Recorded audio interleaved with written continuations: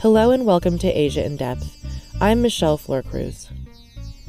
The emergence of COVID-19 in Wuhan, China in early 2020 not only sparked a humanitarian disaster, but also exposed major supply chain vulnerabilities for companies based around the world. As the global economy begins to recover, will companies change how and where their key components are made? In this episode, Asia Society Executive Vice President Tom Nagorski sits down with Wendy Cutler, a leading trade expert who serves as Vice President of the Asia Society Policy Institute. Cutler provides insight into why supply chains matter and how they're poised to change in a post-pandemic world. Let's start with this subject by taking something of a step back to the beginning of the year, 2020, but before the pandemic really has hit. And at a time when global supply chains really are working well. Talk to us for a moment, just before we get into the nitty-gritty. How does a good, seamless supply chain operate? And why is it so important for companies, for consumers, and for the whole global economy, really, that they work well? Supply chains are the way companies organize their production. They're driven by their desire to promote cost and efficiency. And as a result, they find suppliers all over the world that can provide inputs on a timely basis that they can put into a finished product and get it to the consumer, whether it be someone at a store or an industrial consumer, as quickly as possible. We know when supply chains are working, and that is when we hear nothing about them because they're working the way they should work. Even before COVID, supply chains were beginning to come under stress, largely due to the US-China trade war. But COVID, I think, has brought the vulnerabilities of supply chains into a new light, leading many companies to rethink their current supply chains in a variety of sectors. So it's an interesting point you make. So basically, no news is good news when it comes to global supply chains, right? If you don't hear anything, Exactly. If you don't hear about them, that means you're getting your inputs on time, you're putting them in your finished product, and you're getting them to the market on time, and that's success. Right. And so again, before we dive into what's really happened this year, for a consumer, we don't pay any attention to this, especially when it's no news. But it's hugely beneficial, right? Whether you're buying, whatever you're buying, as long as it has little global pieces, links in that chain, really, that help bring it to market, right? Right. And these global supply chains have contributed enormously to low consumer prices in the United States. And one of the debates about reshoring and, the drive to bring production back to the United States is going to be that prices on those products will likely go up because costs will go up. Right. Now, you've already mentioned China a couple of times. China is, well, more often than not, it's in the middle of any major global economic news or story, right? But China is also more often than not in the middle of any real, complex global supply chain. Can you share a little bit about why that has been the case for many years now? What advantages does China bring to the table that puts it in the middle of so many of these systems and networks? Well, you're right. I mean, China's really become kind of the central force in so many global supply chains for a range of manufactured products, whether it be electronics or cars or toys or textiles. It has so many advantages compared to other countries, including just the size of the country, the skilled workforce, a very efficient and extensive infrastructure, allowing products to move very quickly within the country and out of the country, as well as other factors that companies take into consideration. Including, but this has changed over time, a very low-cost, low-wage workforce. But interestingly enough, as the wages for Chinese workers have gone up, we've seen companies over the past 10 years or so move more of their production to Southeast Asia and South Asia even before the US-China trade war and before COVID. Companies are adjusting their supply chains all the time, balancing all of these factors as they strive to be as cost efficient as possible. Got it. So back to the beginning of this year then, Wendy, the pandemic hits, and it hits China first in a big way, and we get a near total shutdown in many areas of that country's manufacturing, production, and so forth. So what does that do, and how quickly does it do it to these global supply chains? Well, when we talk about global supply chains and COVID, I want to just mention kind of two different streams of thought. The first is just in manufacturing production in general, and the second would be with respect to medical equipment, supplies, and medicine. Right. So with regard just to manufacturing overall, Wuhan, where the virus started, was really a central manufacturing hub for China. Companies in Wuhan produced automotive parts, produced pharmaceuticals, produced electronics and electronic parts, among other products. So kind of a terrible place, it would have been bad in any city from a human standpoint, but from a global supply chain standpoint, really bad, right? Bad, and it hit production lines very quickly. One of the first companies that felt the hit was Hyundai in Korea. Hyundai couldn't get one of the thousands of parts it needed for its auto production and actually had to shut down its plant. And this just shows you the vulnerabilities that were quickly exposed when a company is reliant on one source of production for a key input into their finished product. And Hyundai was not alone. In fact, many auto companies really either had to scale back or actually delay production until the Chinese inputs could be provided. But by then, COVID was moving to the West, to European companies and to US companies. And so it became even more complicated. Yeah, and obviously, I guess back to the initial point you made about what makes a good, tight global supply chain.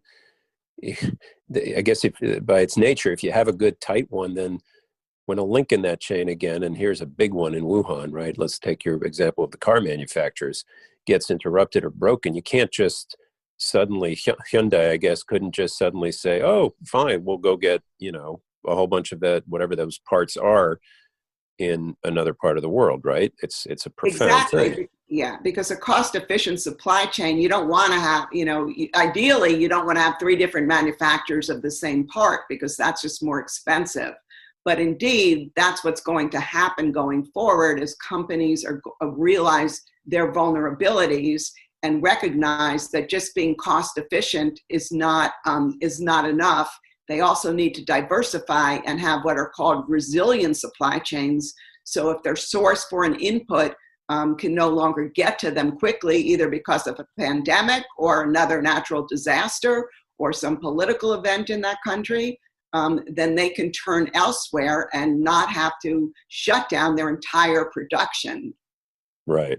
Now, you mentioned briefly, I think, or we're going to a point about medical supplies specifically, right? I mean, right. And so that's the other area where supply chains have really come to light in COVID and have caused a lot of concerns because many countries around the world, obviously, to deal with the pandemic, needed medical equipment, medical supplies, including PPE, and also medicines. And a lot of countries put export restrictions on these exports, but countries also then realized, the US government realized how dependent we were, for example, on China for that personal protective equipment and for other medical supplies. Right. So all this is kind of under the heading, I guess, of the global supply chain ripple effect as a result of China shutting down. But of course, then, as you've noted, COVID goes global, supply chain, all kinds of links break. And I guess we should point out, right, that there's a lot of products in the world. People may think that, stuff is manufactured in China, some parts there, and then it comes to your country. But I'm no expert here, but I mean, there's a lot of things that we buy and use that have, the supply chain has stops along the way or links in the chain that go to multiple countries, right? I mean, absolutely. In the old days would be, China would be country A, we'd be country B. Country A would just ship directly to country B. But now, the initial input from country A could go through 5 other countries before it comes to the United States, for example, for final assembly.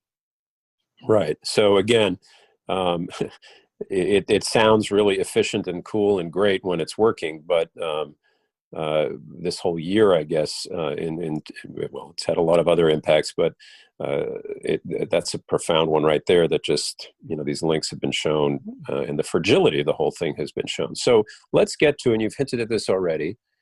How do countries respond, and how do companies respond, or how are they responding? And let's start with countries. Here in the United States, as you've said, there was already I think it's fair to say, in the Trump administration, a push to bring, you said, reshore production, to bring more manufacturing back to the United States. And that already was a challenge in some ways to global supply chains. But it isn't just the United States, right, that is thinking about these things now. How have countries, what have they said, and what have they planned, and what are they doing to respond to this broken global system? So with respect to the medical sector, what we've seen, and you're right, it's not just the United States. I think Japan, Europe, and other countries have also experienced shortages of these key essential medical supplies and medicines during the pandemic. This has led them to conclude that they need production in their own countries, as well as greater stockpiles of this equipment and related products. And so many governments now, we're seeing a trend, including in the United States, are trying to encourage their companies either to come home to the United States, or in the case of Japan, for example, to leave China and go to Southeast Asia. And how are they doing this? Well, it's really what we're seeing are governments providing incentives, such as tax breaks, such as getting rid of disincentives, and also undertaking other measures to make their countries more attractive investment destinations. But we also, I think, are going to see penalties, particularly in the trade area, against companies that don't reshore to the United States. And the Trump administration is already talking about this. The president just a week ago mentioned that he may even try and somehow impose tariffs against companies that don't come back to the United States.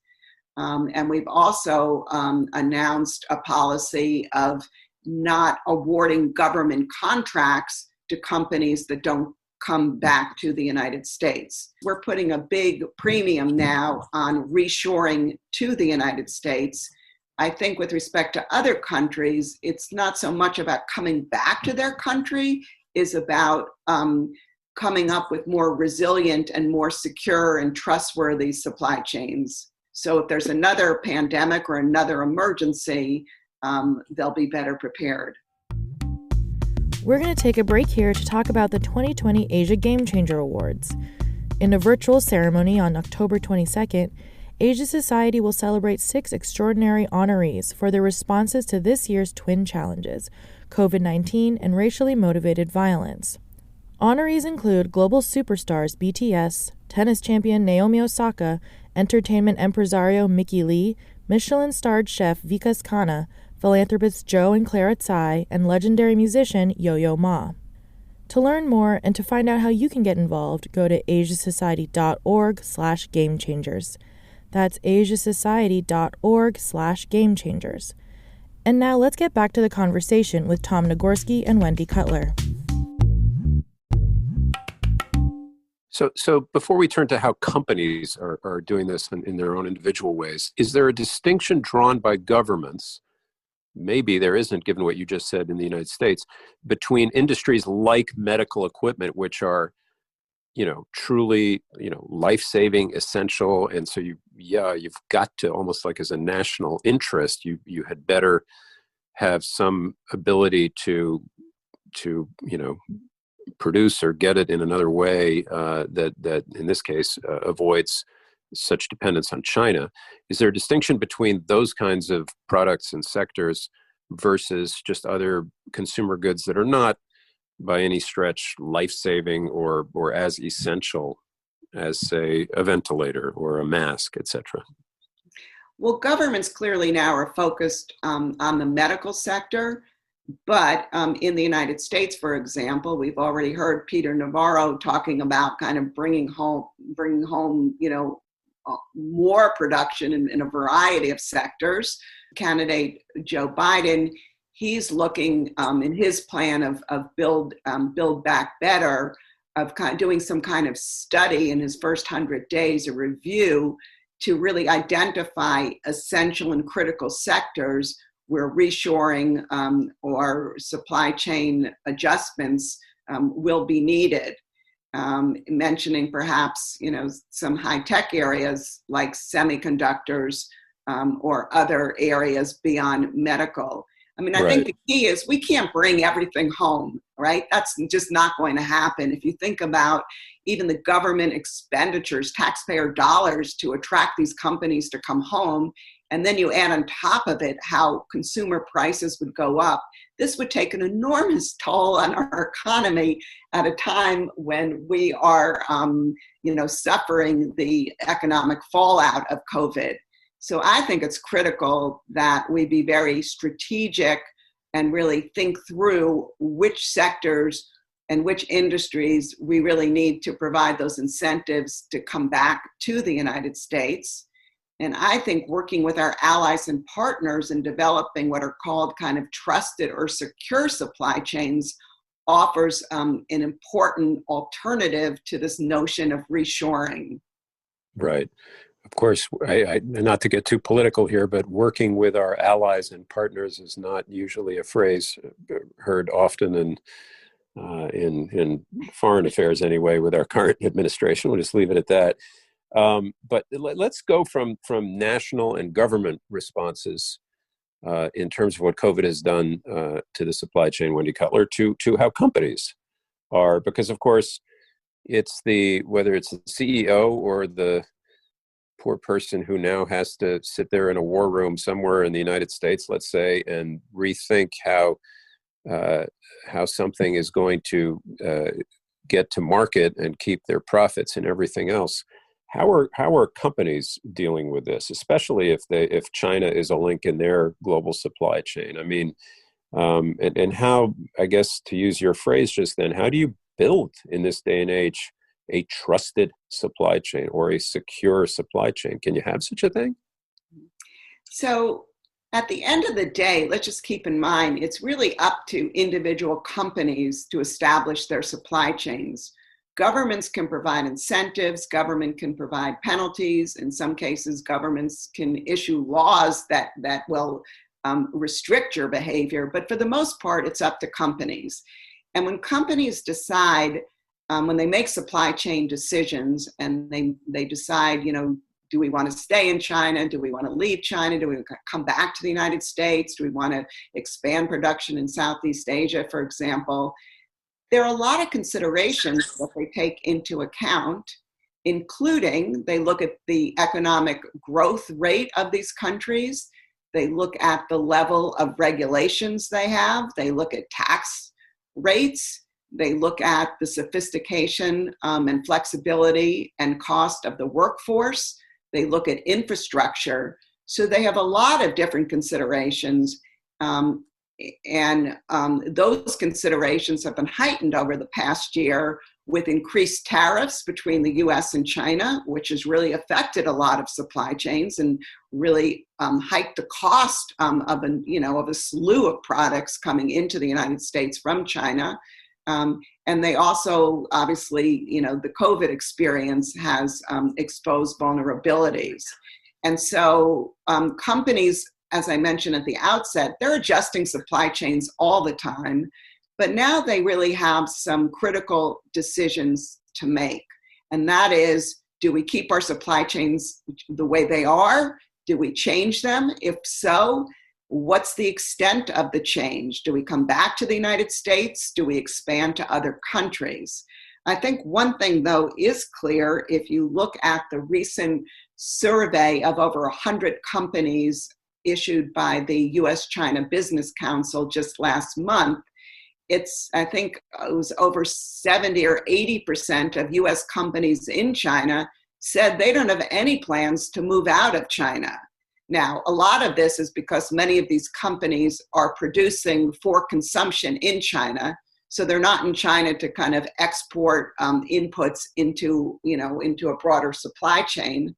But that said, China still has enormous advantages over other countries, although certain other countries like Vietnam and others are really trying to implement policies that will attract production from companies that are looking to diversify their supply chains. Right. So you're in the war room or back to the drawing board, whatever the metaphor is, if you're running a company that requires one of these chains, and it's really about rebuilding them rather than scrapping them, right? I mean, although you've mentioned a few times reshoring, but I would imagine with most products, take cars, for example, but there are many others, you can't really just bring it all back to within America's borders and expect to get the job done, or at least get it done as efficiently and as at the prices that consumers have grown to expect, right? Well, you're correct. There's a difference among different industries and sectors. So, for example, in autos, you're not just going to lift an auto plant and move it to Southeast Asia. I think when it comes to autos, when you're thinking about supply chains, a lot of companies are thinking about, we were going to expand our operation and production of a certain model of cars. Does it make sense to keep doing this in China, or should we move to Thailand or to Vietnam or Indonesia? So I think the expansion question, comes into play.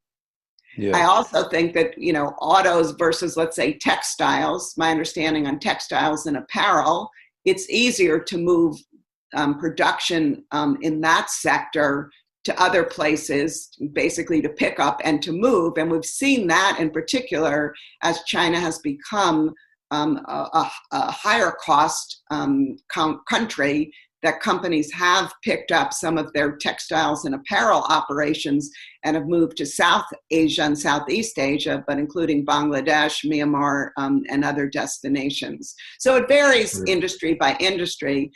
But what companies will tell you, you just don't pick up a supply chain and move overnight. These are, this in some sectors like autos, it could take years. And so they have companies, again, there's so much that they have to consider before making these, game-changing decisions for their operations. Right. Now, back to where we began and where we are now in terms of China and the pandemic. China's reopening. Wuhan, which was at the epicenter, or really was the epicenter for a time, factories are up and running again. Consumers seem to be trickling back in some parts of the world and others not. And I guess, to your point, I guess, about all those companies that are saying in surveys that they may wish to stay in China, is it possible that this has been just a blip, and that the supply chains that had China so central to them can be restored? The trend can be reversed? What do you think?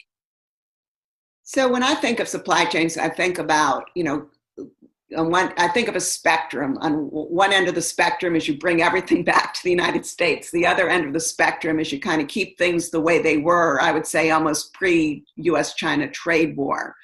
I don't think either end of the spectrum is really the realistic outcome. We'll end up after COVID somewhere in the middle. And the question is, to which side of the spectrum companies will lean. And I think that will really depend on, the products companies are producing and really where their markets are. You mentioned that China is recovering. That's absolutely true. And according to the IMF predictions, China may be the only kind of major country in the world where they'll experience positive growth this year. So for many companies, they still look at the large and growing market in China. They want to be there, and they're willing to incur the cost and the unpredictability and perhaps the overdependence on the Chinese market, thinking that outweighs, the cost of moving to other destinations. Right. And I said I wasn't going to get political, Wendy, but how significant then would Trump's reelection or a victory for Joe Biden be in these terms? I gather you say that they both have talked about reshoring, but I have to imagine that sort of bring everything into America would be a stronger part of a second Trump term, no? Right. I mean, both campaigns are actively talking about reshoring. I think there are two key differences in my mind. Vice President Biden is emphasizing kind of these secure, trusted supply chains, working with other allies and partners. And second, it seems that he's talking about a more strategic approach. Let's really think through the critical and essential sectors we should think about encouraging reshoring, versus sometimes what you hear from President Trump, that he just wants to bring everything back. And if companies don't want to come back, he's going to impose tariffs on them or somehow make their lives miserable. Right. So Wendy Cutler, a couple of last questions here about the long-term effects or impacts of this breakup or whatever you want to call it of the global supply chain system as a result of the pandemic. First, to China, and how durable do you think China's supply chain advantage is? You've mentioned, we've talked about them rebounding a little bit, but also about a lot of companies that want to look elsewhere and sort of de-China their supply chain. Can it be replicated in other countries? Practically speaking, what happens if a lot of these firms, move to Vietnam or Bangladesh or even Mexico for supply needs that are currently met by China? Again, I think certain companies will move, but many companies won't move. That will depend not only on the culture of the company and the kinds of risks they want to take, but also it will depend on the sector and really which criteria or conditions they think are the most important for the production of their product. I do think, though, even if companies stay in China, many will aim to diversify their supply chains. So if something else happens in China, let's say, like what we saw in Wuhan, they will have alternative sources for key inputs. I think that is one lesson that companies have learned. They don't want to shut down complete production lines and are going to have to incur more costs for that diversification. But I think many will think that is well worth it, because shutting down a production line means no money's coming in from that line. And it means the workers that they need for that production line, their jobs are jeopardized, and, the list goes on and on. So diversification and resilience is important, even for companies that choose to stay in China because of the advantages that China provides to them with respect to supply chains. And I take it you'd say that's good news, right? I mean, yeah, it may mean a little more in the way of the prices we pay, but the reduction of those shocks and vulnerabilities, that's, I would assume, good for jobs and good for... Absolutely. I think many companies, just they got so fixated on efficiency and low costs that they didn't plan for risks. They didn't Right. they didn't think through their vulnerabilities. And so, this is a useful lesson.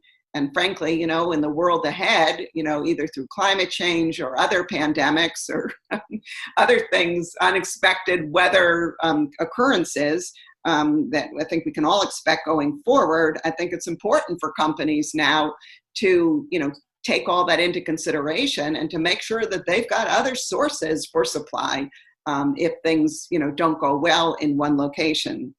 Yeah. So I think you've kind of answered this last question, but I'm going to ask it anyway, Wendy. On your spectrum, I guess, of total reshoring and total back to normal, I'm always struck when you and I speak that free trade, which is what you've spent so much of your career working on, and globalization, have sort of become, in some corners anyway, dirty words or questioned paradigms and however you want to put it. But I assume you would say that the global supply chain isn't dead yet, right? I mean, it's not going away. It's just on your spectrum, it just is ripe for change, right? Right. I think we're going to see important adjustments to supply chains, but we're going to see the continuation of globalization and companies using, intricate supply chains. But we're not going back to where we were. And in fact, based on many studies, people will say that globalization kind of peaked in 2008. And since that time, you've seen kind of supply chains starting to move out of China, starting over 10 years ago. So again, adjustments will be made, and they can be healthy adjustments in many, many cases. What I worry about, though, is, again, getting back to what we said, that in this push for reshoring and bringing production back to the United States, that our government, again, doesn't really think through which sectors are critical to have here at home, and it doesn't think through the impact on consumer prices. My view is we have a lot of allies and partners around the world that we could work with, have our companies move to those countries and kind of set up what are called now in the new jargon, these kind of trusted supply chains. So you don't feel so vulnerable, or you don't feel that you have over-reliance on a country that you can't count on. Thank you for listening to Asia in Depth. You can subscribe to this podcast on Apple, Spotify, and YouTube, and check out past episodes by visiting our show page at asiasociety.org/podcast. A new report by Wendy Cutler titled Re-engaging the Asia-Pacific on Trade, a TPP roadmap for the next U.S. administration, examines the reasons and options that the next administration would have for re-engaging the CPTPP. It's available for download at asiasociety.org/TPP-roadmap. That's asiasociety.org/TPP-roadmap. I'm Michelle Florcruz. See you next time.